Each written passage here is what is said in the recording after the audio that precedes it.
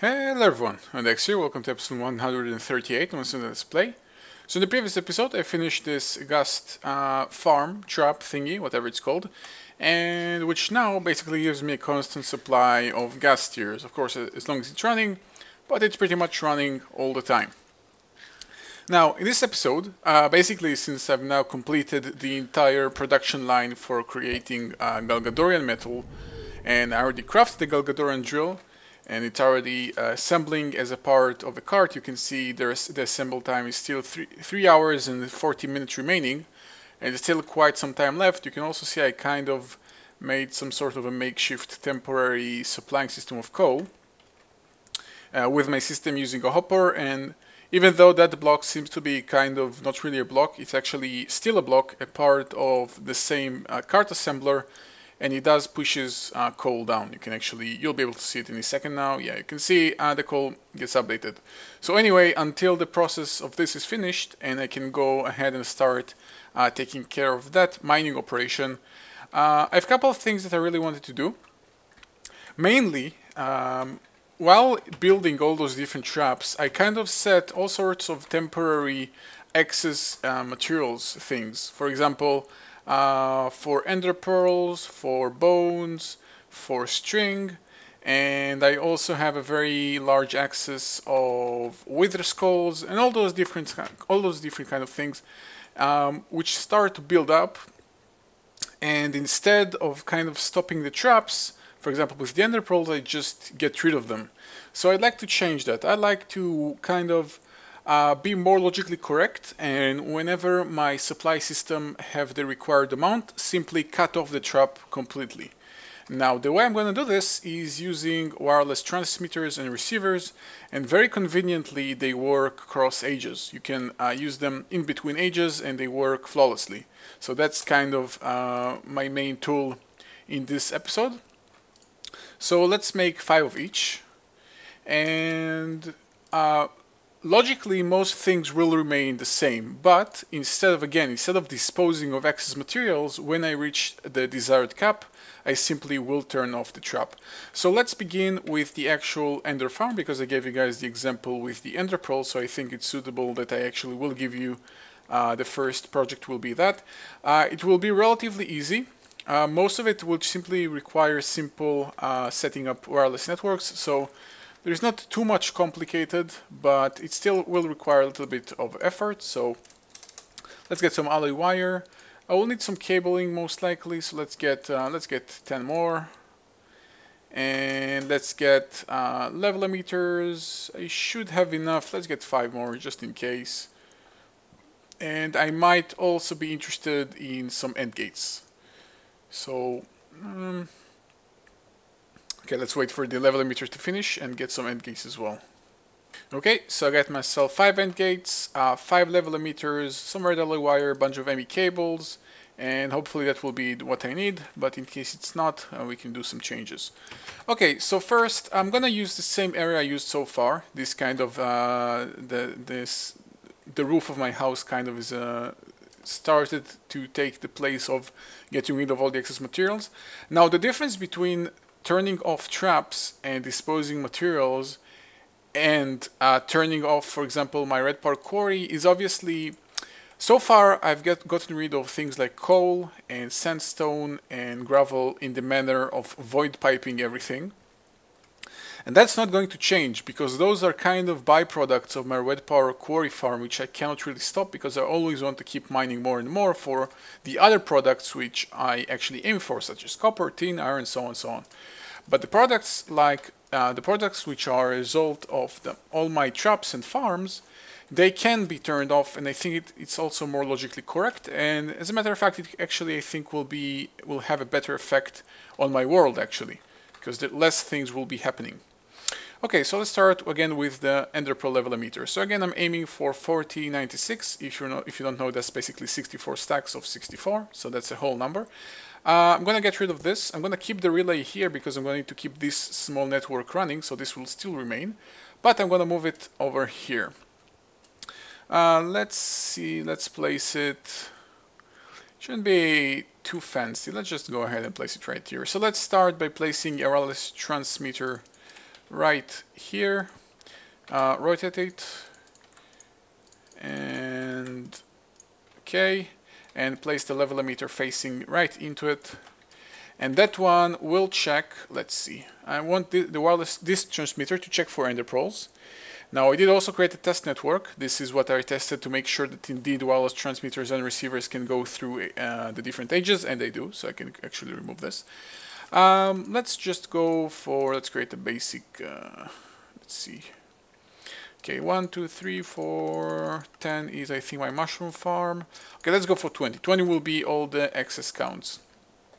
So that will be the ender pearl farm. Set name on frequency 20, and that will simply emit a signal. It will still have the same rules, that it will emit a signal on ender pearls, on the count of ender pearls on 4096. So that's the same number, same capacity, same total amount. And when that turns on and sends some signal, then on my actual trap page, if I'm actually gonna make my way there, my ender farm page, and I want to make my way here.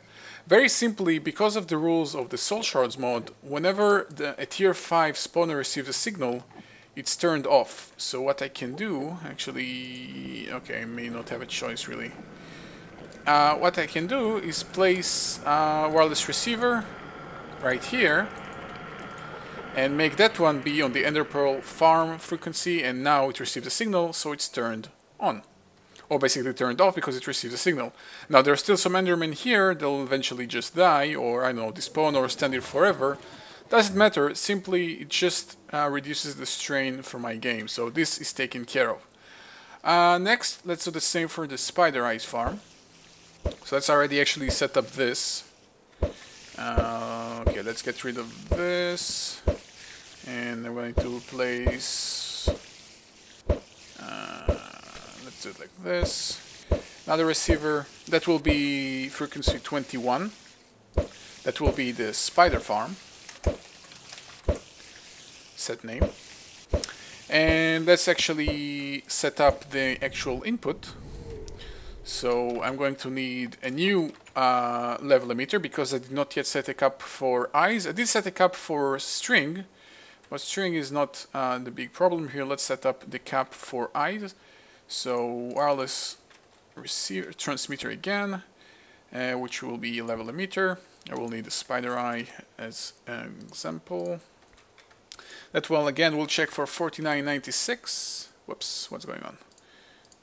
That one will check for 4096 of spider eyes and will emit when I'm above the limit, and it will be on frequency spider farm, which is 21. So right now it's turned off because I'm not yet at the limit, but when I am, it will emit a signal and turn off the farm. Now also, in addition to that, I could also do one more thing. Let's actually, I'm going to need, no, actually I think I can do just like that. This is where the difference starts to begin. Now, for example, in my ender farm, it was just a spawner dropping endermen, killing them, and giving me ender pearls. For the spider farm, it's a spawner spawning spiders, but there is also this thing, this timer, which keeps making snowballs being pulled and shot. So I can also, the same frequency, let's get some cobblestone, and on the same frequency, I can also put another receiver that when receives a signal will also lock this timer. When timers receive the redstone signal from the back, they're simply locked, they stop working, so that will actually shut off this entire idea. Nothing will spawn and nothing will shoot snowballs, and that will basically turn off everything. So this is again one more step towards it. Okay, let's go for ghasts as well. Now again, for ghasts there are again two more steps. There is turning off the actual force field, and there is turning off the spawner itself. There are two things that I want to turn off. At the moment, I am connected to something here. I probably will need to simply replace it. Let's turn it off and turn off the force field. And I probably will simply need to set up a new frequency. Let's temporarily set something else. So that will be Okay, let's use the ghast spawner. What frequency is that? Okay, let's change that to 22. So ghast spawner will be 22. Oh, what's going on? Okay, ghast farm. Set name. And let's change the receiver here to receive on that frequency, on the ghast farm frequency. And it's turned off, so that's bad. Oh wait. This should be transmitter, not a receiver. This is bad. He's destroying everything. Okay, this is bad. This is out of control. Break stuff. Okay. They're going to destroy everything. This is completely out of control. Come on, get rid of the rest of them. One more. And last one. Okay, that was a little bit out of control. I think it's fine though. Oh no, it took out some of those levers and everything. Nope, still one. No, right? Okay, don't play around with ghasts. They're dangerous. Okay, I took away some of those transmitters, receivers, unfortunately. But what can you do? Okay, so temporarily, this again will be on frequency 22, and I'm gonna set up at transmitter in frequency 22 on the ghast farm. Can get rid of the ghast spawner. Let's get rid of this frequency. Okay, 22. And turn it on to lock it in place. I will need another lever, which I've lost thanks to everything that's going on here. I also think I'm going to turn this on, actually. I don't know. Let's see. Okay, so I got another lever to keep frequency 22 locked in. So once I place this soul cage, it won't be going crazy anymore. But before I actually do that, before I place the soul cage, or actually, you know what, I'm going to need to place it anyway. And I place the soul shard as well. Okay. So now, of course, it's locked, because this is turned on in disregarding anything else, so there is no difference. It doesn't matter whatever is else is being done. This transmitter will always be turned on, locking off this spawner. Now, also, the thing is, whenever I lock this spawner, I also want to turn off the force field. However, there is a difference, though. I want to make sure that my any ghast that may have spawned in that split second is also killed. So from a receiver, first I'm going to need a receiver that will also be running on the same frequency, but actually will also be, let's do it right here. Oh wait, this is bad. No, this is bad. Oh, not again, come on. Oh, I hate ghasts. I hate them so much. They make such weird noises. Why didn't just die? Okay, so nothing is destroyed here, hopefully. And nice, he took away my MFSU. That's great. Okay, I'm gonna need to reset this, so I'll be right back quickly. Okay, so now what, actually, because I just lost that MFSU, I decided to go ahead and add most of the recipe line to actually craft it. I added the carbon plates to my compressor and the coal dust to my macerator here, and added most of those recipes, and now just about to top it off by adding the actual MFSU recipe. Because I do actually have a plan to use a lot of those in the future, so I think it will be a good idea to actually do it right now. Because it will be used, trust me. So, got MFSU added, so I can simply go ahead and ask for some here. Hopefully there will be enough materials. Yep, there we go. So I can just come here and collect it. And by the way, in case you noticed or you haven't noticed, just gonna get a little bit more receivers and transmitters, because I just lost some of them in all of those ghast explosions. I think I'm running really low on, yeah, glowstone. Glowstone is always, it's constantly a problem. Hopefully when I get my Golgador drill it will be fixed. Anyway, I may have noticed that this is actually not an HV. I used an MV solar array here because it's actually enough. On regular basis, when the trap is kind of running half of the time and half of the time it's not running, this is good enough.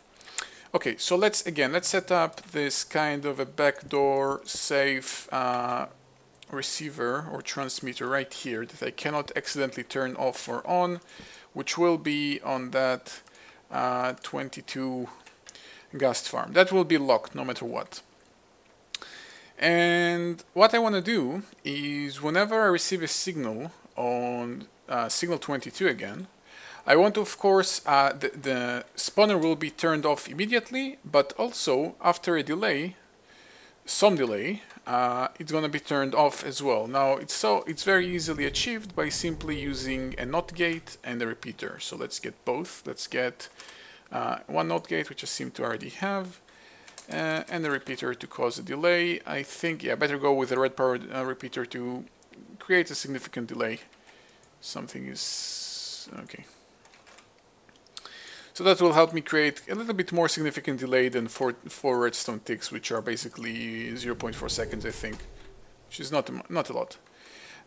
So when it will be received, let's get rid of this. I still want to have the lever right here in case I want to turn it on manually. So it still will be here, but right here, instead of a block, there will be a repeater. And right here will be a NOT gate, which now basically means that the trap is always running. This is something to keep in mind, which is actually, yep, you know what, it's fine. The trap is always running. And okay, I'm gonna need to break this though. So also gonna need to place this block here, and I also want to place those blocks here. And this is all pretty much temporary, but it's kind of a must. And right here, I'm going to have my receiver, which will be again on the same frequency. And I cannot have any alloy wires running in between those two spots because, again, something I said on the previous time with ghasts, their spawning rules are very strict, and they kind of need a large area to spawn in. And if I would place all those jacketed alloy wires right here, to kind of block their spawning area. So signal 22 will be running here into this repeater, and I can get rid, it shouldn't turn on for any reason right now, so I can stand here safely. I can just go ahead and break all of those, and this should pretty much be working. Now there is still this lever right here in case I want to turn it on for any reason manually. But other than that, the moment I receive signal 22, the spawner will turn off, and after a slight delay, let's set it up actually. Let's set it something like this. So actually the best way to do it will be here. Let's turn this on and off. So this is how the signal is on, and the moment the signal goes through to turn off everything, it looks like this. So the spawner should turn off immediately, and any ghast that managed to still be alive will die. Let's actually make it a little bit longer, one tick longer. It's not one tick, it's one step longer. It's like twice the amount, but you know what I mean. So again, let's make sure it's constantly on. Place the actual spawner. Whoops. Place the actual spawner. Place the shard. And now I can turn this off. So now monsters are spawning. The force field is running, and I can actually go ahead and set up the actual limit. There is still this thing. I don't like it. Let's do something like this. I don't like the fact that on the turn on, it also has a delay. Now it can very easily be fixed actually. All I need is some jacketed wire. I will need. Okay, let's do this. Let's move this here. I think this it still works on this, and this will basically, it should work like this. Yep. Okay, I didn't like the fact. I like the fact it's intentional that when the gas spawner turns off, only after a delay the force field will be turned off. But as a side effect, it also goes the other way around. So when I turn it on, the gas spawner turns on, but only after a delay the force field turned on. But what I did just here, I kind of bypassed the turn on thingy, which will be instantly. While this is still delayed, this should be instant. Well, there is still the delay of the actual force field, but this is pretty much instant. And there is still this lever right here in case I want to turn it on manually for some other reason. Anyway, let's set up the actual limit. Now, unlike... well, basically not unlike... Anyway, ghasts drop both gas tiers and gunpowder. I think I'm going to simply ignore the gunpowder and only look for gas tiers. They're what I'll be limiting, so let's quickly get over the night and do that. Okay, so coming back here, I like to place everything in the same rough area. Gunpowder at the moment I'm not getting rid of at any one of those export buses. I am getting rid of all the excess string for my spider trap, and you know what, that's fine. I'm going to keep it that way. I'm going to keep it like this. This is getting rid of bones, which I should also even keep here. I'm going to also monitor wither skulls eventually. That's what I plan. Let's do this. Okay, so let's place the wireless transmitter right here.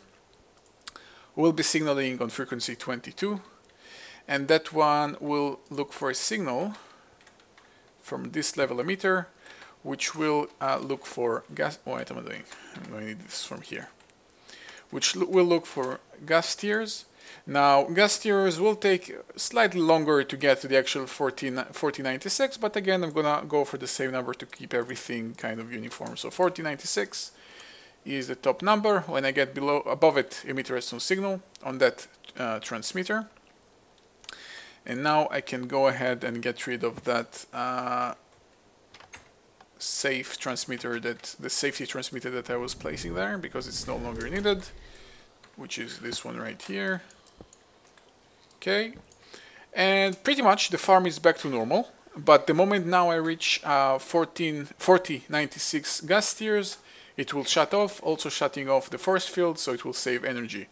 And also, just to show you guys that now that the farm is constantly running, like it's killing gas and everything, you can see the MFSU is still building up energy. It doesn't dip into zero. It spikes sometimes, going down and up, but overall it does go very slightly up. If it will have too many problems over a period of time, I will simply change that. But overall, that seems to be doing fine. I'll monitor that closely, just in case. Okay, so those are the three monster traps are now being limited.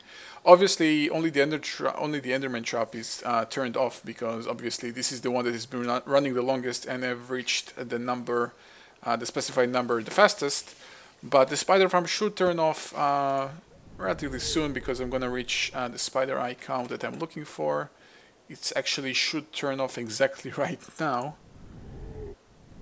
And... oh wait, actually I forgot something. Now it should turn off. That's kind of silly of me. Okay, so you can see, no, maybe it should have turned off quite some time ago, but it didn't, because the, oh yeah. I actually forgot to do that. Okay, so that was what I wanted to do and I forgot. Basically send an alloy signal through the block down, or actually, well, they're not spawning anymore, I think. No, they're still spawning. Okay, the signal doesn't go through. Let's fix that. Okay, let's fix it like this. Move this here. Signal 21. Move it over here. This will be this, and I will need more jacketed wire. Apart from that, that should be working. Where's my jacketed wire? Probably will want to incorporate jacketed wire eventually. By the way, off screen I added, basically I changed all the data disks to 64K storage, so this is why my quartz count gone down pretty significantly, but now I have not infinite storage, but not far from it. Like, I have a lot of storage right now. Okay, so please simply do this, and now it's turned off. I still have some spiders in here, but eventually they will die off. The snowballs are no longer being generated, and the existing spiders will simply die eventually, or I know they will keep climbing those walls, but they will stop spawning. This is the important part. So again, most of this is simply to reduce the strain on my world. What I can remove, what I can stop, I want to do this. Now, there's still a couple of things I wanted to do, and I still have some time, so let's do that. I kind of looked into Steve carts, and apparently I was extremely derpy. The thing that I wanted to do with the railcraft track, the holding track, can actually exactly be done exactly the same method, just using the advanced detector rail. It works exactly the same way. So when there is a redstone signal, it holds the track in place, but instead of making it still wasting fuel, it stops wasting fuel.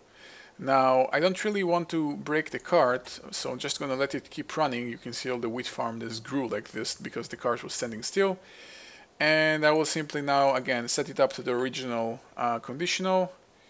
It should, yeah, it goes through the process now of refueling and everything. And I simply want to replace this track with this track, which by the way now made its way back to my storage unit.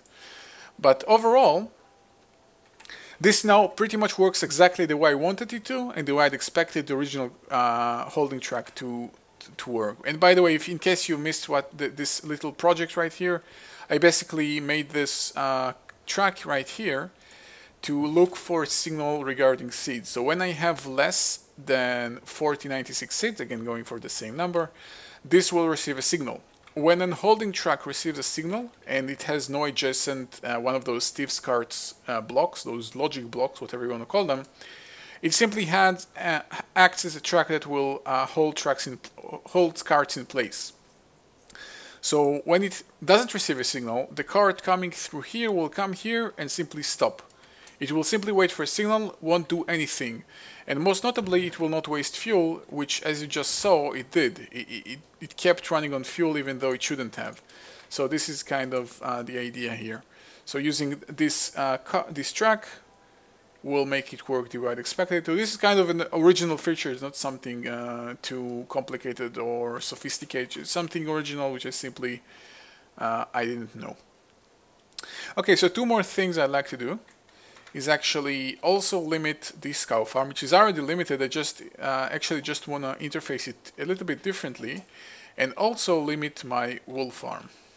Okay, so in regard to the cow farm, this is actually, the limit is already in place. What I want to do actually is just remove those barrels. I want to go ahead and directly store the meat and leather directly into the system. Now, if you guys have forgotten, again, I did the same kind of caps for leather and meat, but since they're both as important to me, I kind of used an AND gate to make sure that they're both at those numbers. Now, obviously, if one tops the other, then the other one will have a little bit more than 4096 because it will also drop while the other one is dropping. But the overall idea is simply to keep both of them at this number which I'm looking for. So let's do what I want to do. So let's use, I'm going to need an import bus. And again, I better use the actual thing instead of NEI. So let's get 2 import buses to extract from those barrels and get an interface to be the access point for all the future drops. Okay, now because I'm quickly going to disconnect the interface, the storage buses, the trap will continue running. So let's actually turn it off manually using this lever. So now I can safely do this. Remove those two storage buses, because now you can see that those 2 level emitters are turned off, because the system doesn't now recognize any leather or meat in the system. So it's kind of a must. And let's use the import buses on those barrels. Always active at a stack at a time. So now this will pull everything out, and in the meantime, let's actually take care of the storage itself. So no longer the transposer with the void piping, it's no longer necessary. This will go away as well. And I am dropping some kind of things here. This goes away as well. and this will be the interface, and those will be the cables. And of course, the moment this finishes importing all the goods, this goes away. So let's quickly give it a little bit time to do that. Okay, so it's all emptied, all the barrels are emptied, and now you can see the level limiters are back on again, because again, now the system has those interfaced into it again. So get rid of the barrels and remove those import buses, and pretty much everything should be back to normal. If I really want, I can make it look a little bit nicer with some dirt. So, you know, cover it up, make it a little bit more fancy. Just like this. And this is pretty much completed. Alright, so not too much new project this episode, but in my opinion I got a lot done. I think that the fact that I now set up like physical turn off switches to my traps, and also logically turned off this cart correctly instead of kind of just keeping it in place while it's still running, I think I've actually achieved quite a bit in this episode. Most notably, since lately I'm having some issues with FPS and game lag and game latency and all that, mainly because I stopped using Optifine. I think it's kind of a good thing to keep those traps limited when I don't really need them. And even though simply disposing of all the excess drops using a void piping system works, I don't think, if I can avoid it, for example, it's unavoidable regarding cobblestone and dirt and all of those which are byproducts of my red power quarry, but things that can be avoided, such as specific drops of monster traps such as ender pearls, if I can avoid it, I rather do that. Alright, so let's see how is my Galgadorian drill cart doing. Not bad, 3 hours, 10 minutes left. So still quite a way to go, almost a quarter of the way there, but still some time to go. Obviously gonna let this run. Still more things that I like to do while this is running, don't worry. And there won't be staring at thin air for the next 3 hours. There's still some things to do, but I'm gonna get to them in the next episode. As I've said, also limiting my wool farm. As you can see, some wool have reached a high capacity, so you can already start understanding where I really want to go with this. Also 64 of this. You see what I mean. Alright, so as always, thank you guys for watching, and I'll see you guys next time.